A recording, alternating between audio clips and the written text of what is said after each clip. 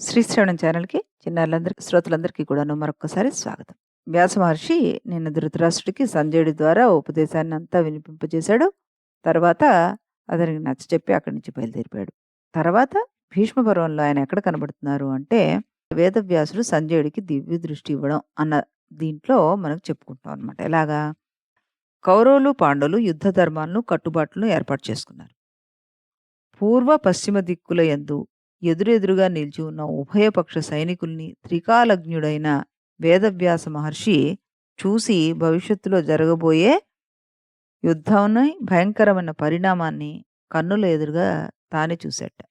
హస్తినాపురంలో ఉన్న ధృతరాష్ట్రుడి వద్దకు వెళ్ళి ఏకాంతంతోటి ఇలా చెప్పాడు.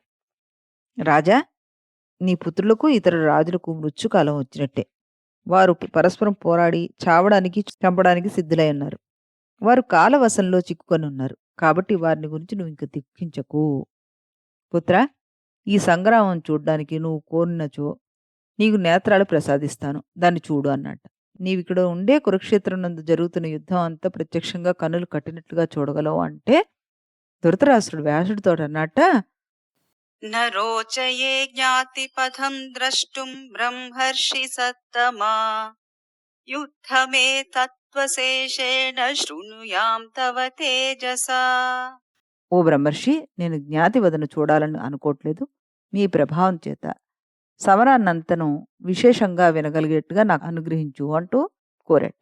అప్పుడు ధృతరాష్ట్రుడి మాటలు విన్న వ్యాసమహర్షి సంజయుడికి వరమిస్తూ ధృతరాష్ట్రుడితోటి అన్నట్ట, రాజా, ఈ సంజయుడు దివ్య దృష్టి కలిగి నీకు యుద్ధ సమాచారాన్నంతా తెలియజేస్తాడు.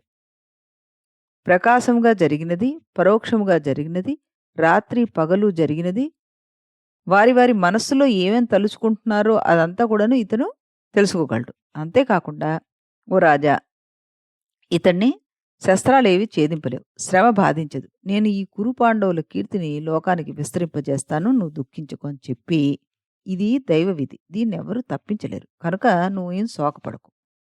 ఏ పక్షం నందు ధర్మం ఉంటుందో ఆ పక్షం జయాన్ని పొందుతుంది అంటూ చెప్పి అక్కడి నుంచి అంతర్ధానమయ్యాడు.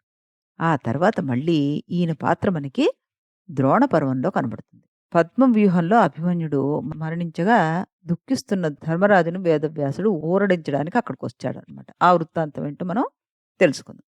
ద్రోణాచార్యుడు ఏర్పరిచిన పద్మ వ్యూహంలో ద్రోణుడు, కర్ణుడు మొదలగు మహారథుల చేత అభిమన్యుడు సంహరింపబడతాడు. ఈ మరణవార్త విన్న ధర్మరాజు పరిపరి విధాల విలపిస్తున్న తరుణంలో కృష్ణద్వైపాయన మహర్షి అక్కడికి వస్తాడనమాట. ఆయన్ని యథావిధిగా అర్ఘ్యపాద్యాలతోటి సత్కరించి నమస్కరించి, మహాత్మా, నా కారణంగా అభిమన్యుడు పద్మవ్యూహంలో చంపబడ్డాడని దుఃఖితుడవుతే అప్పుడు ఆ మాటలు విన్న ధర్మరాజును ఓదారుస్తాడు వ్యాసమహర్షి.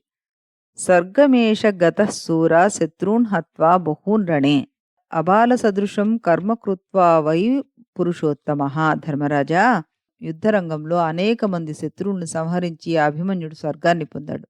పరాక్రమవంతుడైన అభిమన్యుడు కేవలం పసివారుడు కాదు.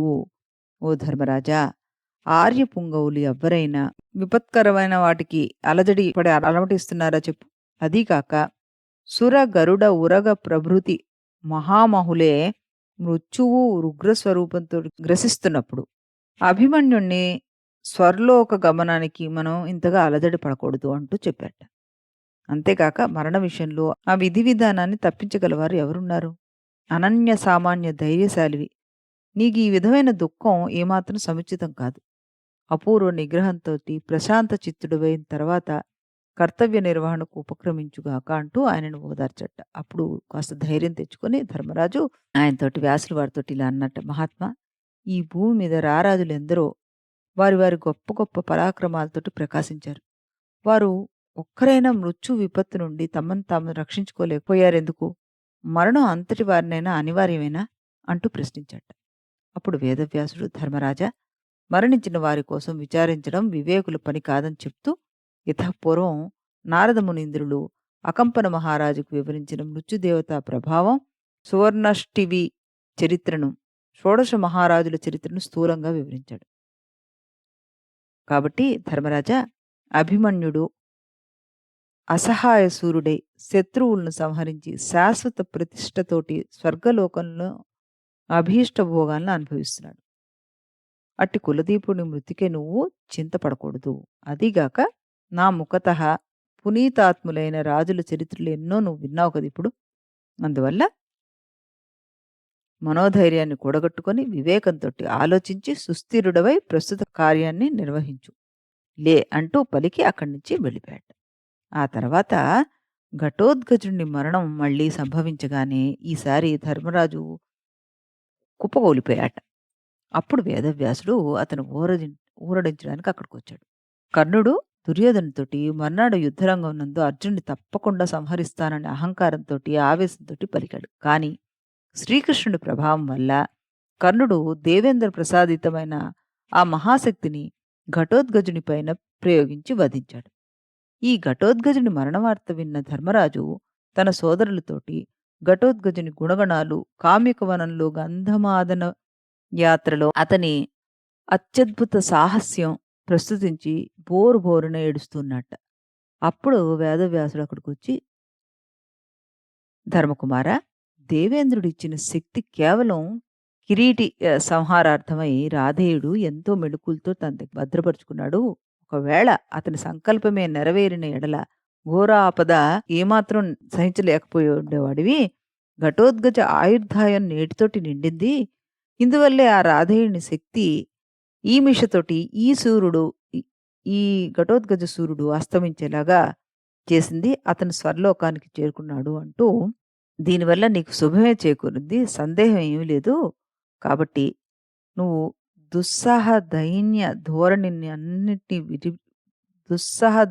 ధోరణిని విడిచిపెట్టి చతురంగ సేనాలతోటి, సహోదరులతోటి, ఆత్మీయులతోటి యుద్ధరంగంలో ప్రవేశించి అపూర్వ పరాక్రమంతోటి ఆ శత్రువులను ఎదుర్కో. నిర్మలమైన ధర్మదృష్టితోటి ప్రశాంతుడివై వ్యవహరించు అంటూ ఆయనకి మళ్ళీ నచ్చజెప్పాట. ధర్మరాజా, ఇక ఈనాటికి 5వ రోజు ప్రారంభంలో విశాల ధరణి సామ్రాజ్యశ్రీ నిన్ను అవశ్యం చేరుకుంటుంది అంటూ పలికి అక్కడి నుంచి అదృశ్యమైపోయాడు. వేదవ్యాసుడు తర్వాత మళ్ళీ మనకి ఎక్కడ కనబడుతున్నారు అంటే, వేదవ్యాసుడు అర్జునుడికి పరమేశ్వరుడి మహిమను చెప్పడం అన్న సందర్భంలో కనబడుతున్నారనమాట.